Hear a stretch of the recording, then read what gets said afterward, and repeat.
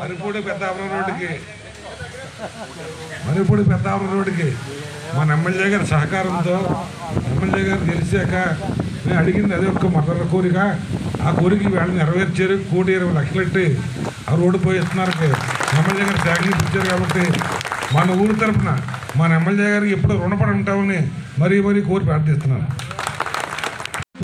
తెలుగుదేశం అనుబంధ సంస్థ మరిపూడి గ్రామ తెలుగుదేశం అనుబంధ సంస్థ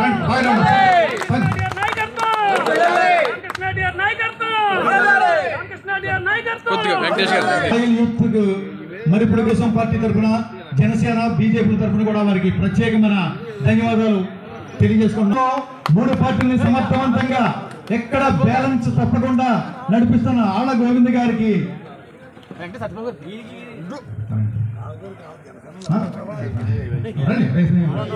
ఒకరికొకరు వాడేయాలని లేదు.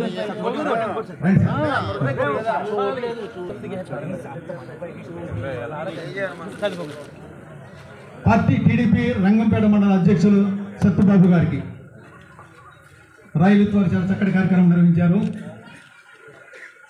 ఇప్పుడే ఇవాళ కూటమి ప్రభుత్వం వచ్చి 10 మాసాలు అయింది.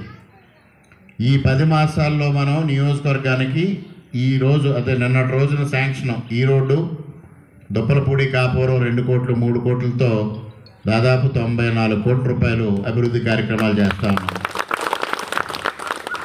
ఇవాళ ఇది చూసిన తర్వాత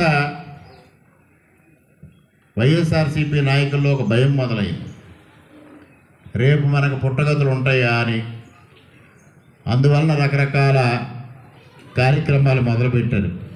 గోవింద్ గారు రాష్ట్ర స్థాయిలో కార్యక్రమాలు చెప్పారు. నేను నియోజకవర్గ స్థాయిలో కార్యక్రమాలు చెప్తున్నా. ఎందువల్లంటే నియోజకవర్గంలో లేని సమస్యలను సృష్టించి ఆ సమస్యలకి నేను కూటమి నేతలు కారణం అన్నట్టుగా పెద్ద హైడ్రామాలు సృష్టించి భయోత్పాదం సృష్టించే పరిస్థితికి తీసుకొస్తా ఉన్నారు. నేను మొదటి రోజు నుంచి చెప్తా ఉన్నా, ప్రతిపక్షంలో ఉన్నప్పుడు చెప్పా, మీ అవినీతిని నిరూపించడానికి నేను బహిరంగ చర్చకి సిద్ధమని.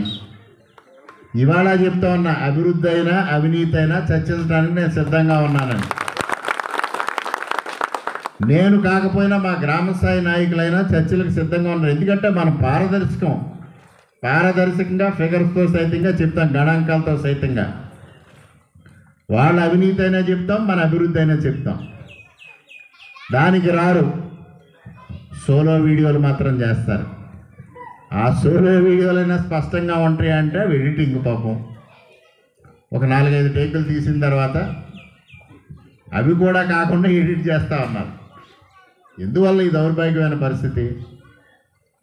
ఇవాళ ఇక్కడ గ్రామ సర్పంచ్ గారు ఎంపీపీ గారు కార్యక్రమాలు